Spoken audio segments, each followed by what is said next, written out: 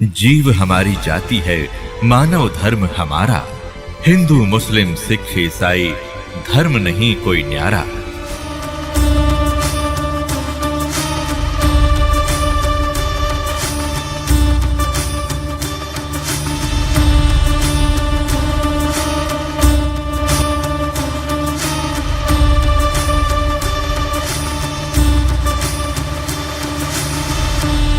उदाहरण के लिए जैसे पवित्र हिंदू धर्म के अंदर हम मानते रहे और मानते हैं जब तक ये ज्ञान नहीं होता कि भगवान शिव जी और उनकी धर्मपत्नी पार्वती जी इकट्ठे ही रहते थे एक ही परिवार में, और सबसे ज़्यादा दर्शन पार्वती ही किया करती थी। लेकिन कल्याण नहीं हुआ। कल्याण हुआ उसका जब उनको भगवान शिव ने वो मंत्र दिया और पार्वती जी ने जाप किया, तब उनका उतना कल्याण हुआ जितना भगवान शंकर जी के द्वारा दिए गए मंत्र से होना है।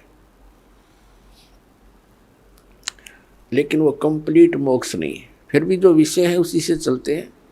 कहने का भाव ये है कि भगवान के दर्शन पुण्यकर्मी प्राणी को ही होते हैं, लेकिन संत जो बताते हैं, परमात्मा जो ज्ञान देकर जाते हैं, उसके अनुसार साधना करने से ही मोक्ष होगा।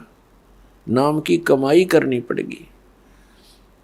कुछ एक ऐसे सिरफिरे संत हैं, वो ये कहते हैं नाम की कमाई कुछ काम नहीं करे, नाम का जाप करने की कोई आवश्यकता नहीं, सतगुरु पार कर देगा। वो टीचर नहीं, वो दुश्मन है विद्यार्थियों का, जो विद्यार्थियों को ये कहता है कि तुमने पढ़ने की आवश्यकता नहीं, टीचर पास कर देगा। और ये अपने आप में संत भी कहते हैं, और श्रद्धालु इनके पास भी इकट्ठे होकर के संत मान करके इनके गुणगान करते हैं, इनके विचार सुनते हैं, फॉलोअर बन जाते हैं। इसका कारण क्या है कि हमें बिल्कुल ज्ञान नहीं है अध्यात्म का, और जब तक हमें अध्यात्म ज्ञान नहीं होगा ये संत हमारा ऐसे ही अंडोला बनाए रखेंगे। किसी ने चार अटपट बातें अलग से कर दी, हमने ऐसा लगेगा कि ये पूर्ण संत है। तो दास का उद्देश्य है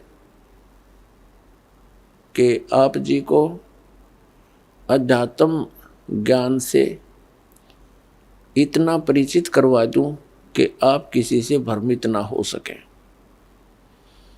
नाम दे देना ये तो आसान सी बात है, उसका आपने सिमरण करना है, बहुत अच्छी बात है। लेकिन बने बनाए काम ने बिगाड़ दिए। कोई सिर फिरा के कि वो संत पूर्ण है, वो ऐसा बताता है, वो ऐसा करता है, तो आप जी उनको इस ज्ञान के आधार से अपने सतर से ही रिजेक्ट कर दो कि नहीं, आप भ्रमित हैं, आप जी को ज्ञान नहीं। तो पुण्यात्माओं, अपना अनुभव बताना अच्छी बात है, लेकिन वो अनुभव उन सदग्रंथों से मेल खाता हो। जैसे एक थ्योरी होती है, जैसे बच्चे प्रैक्टिकल करते हैं लैब में, तो प्रैक्टिकल करने से पहले उनको एक लिखित विधान, उसकी प्रक्रिया दी जाती है। फिर बच्चे उनको पढ़ते हैं कि कौन सी कैसे कैसे करना है, उसको पढ़कर फिर वो प्रैक्टिकल करते हैं। तो ये ज्ञान जो है ये एक थ्योरी है, यानी ये लिखित जानकारी है जो प्रैक्टिकल हम करने जा रहे हैं। जिनकी थ्योरी ही गलत है तो प्रैक्टिकल भी ऑटोमेटिकली गलत होगा।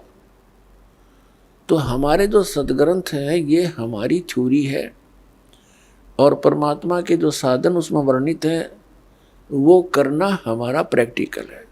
फिर उनके करने से जो उपलब्धि होगी वो भी सदग्रंथों में लिखा हुआ है। फिर वो बताने की आवश्यकता कैसे पड़ेगी, अपना अनुभव बताओ। तो इस प्रकार ये भ्रमित व्यक्ति कदम कदम पर बैठे हैं भ्रमित करने वाले। श्रद्धालुओं की कमी नहीं, श्रद्धालु को तो परमात्मा की एक विशेष कसक होती है और वे परमात्मा के लिए भटक रहे हैं। आत्मा जब से मालिक से बिछुड़ी है,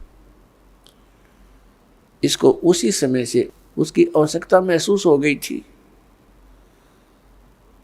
जिस भक्त आत्मा ने सृष्टि रचना सुन रखी है तो उनको ज्ञान है कि पहले तो हम अपनी स्वेच्छा से इस काल भगवान के साथ लग गए और भगवान से विमुख हो गए।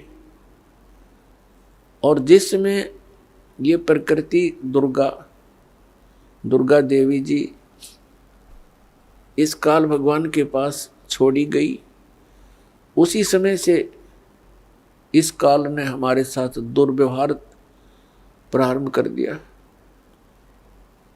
और उसी दिन से और आज तक हमें सिवाय परेशानी के यहाँ कुछ नहीं मिला। तो उसी समय इसको महसूस हो गया था, इस दुर्गा को पुकार की थी, भगवान मुझे बचा ले। अपने पैर पे कुआड़ा मार के हम यहाँ आए हैं और पुकार करते हैं भगवान बचा ले।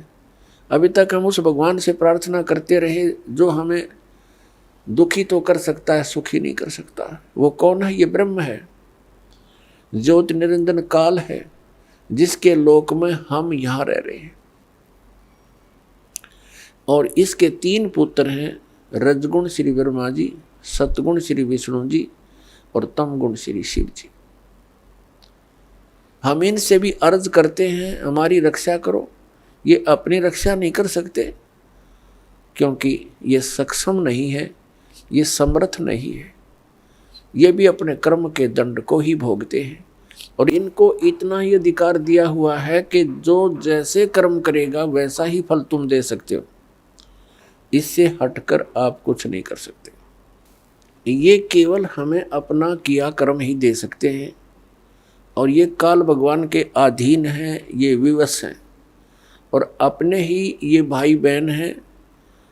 इनकी पिछले पुण्य कर्म अधिक है, इनको उच्च पोस्ट प्राप्त मिल गई इस ब्रह्मांड की।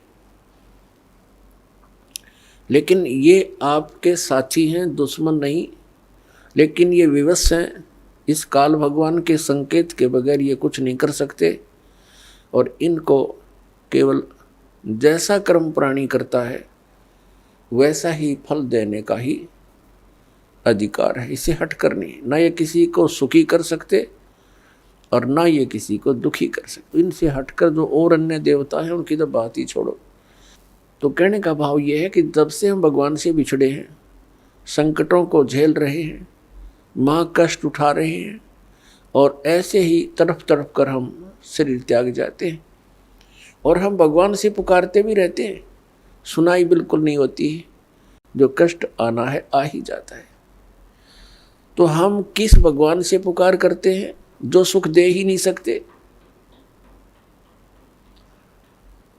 और जो भगवान हमें सुख दे सकता है हमारे प्रारब्ध के अंदर यानी किस्मत में लिखे हुए पापों को नाश कर सकता है, क्योंकि पापों के नाश होने से ही सुख हो सकता है जीव को। तो उसकी हमें जानकारी नहीं, उसका ज्ञान नहीं, क्योंकि इस काल ने अपने बहुत से एजेंट तैयार कर रखे हैं जो संत कहलाते हैं, महंत कहलाते हैं। मंडलेश्वर आचार्य और शंकराचार्य कहलाते हैं। इन्होंने पूरे मानव को भ्रमित कर दिया और साथ में ये काजी और मुल्ला और पीर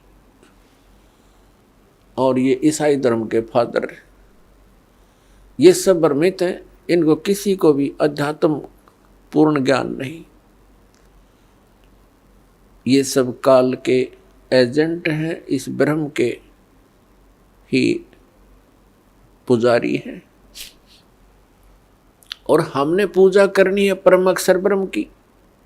वो परम अक्षर ब्रह्म ही सब पापों को नाश कर सकता है, और जब तक पाप नाश नहीं होगा जीव सुखी नहीं हो सकता। आप सुन रहे थे जगत गुरु तत्वदर्शी संत रामपाल जी महाराज जी के मंगल प्रवचन। अधिक जानकारी के लिए विजिट कीजिए हमारी वेबसाइट www.jagatgururampalji.org। संत रामपाल जी महाराज जी के शुभ आशीर्वाद से पूरे विश्व भर में 500 से भी ज्यादा नाम दीक्षा केंद्र हैं, जिन पर संत रामपाल जी महाराज जी द्वारा ऑनलाइन निशुल्क नाम दीक्षा दी जा रही है। अपने नजदीकी नाम दीक्षा केंद्र का पता करने के लिए संपर्क करें 8222880541।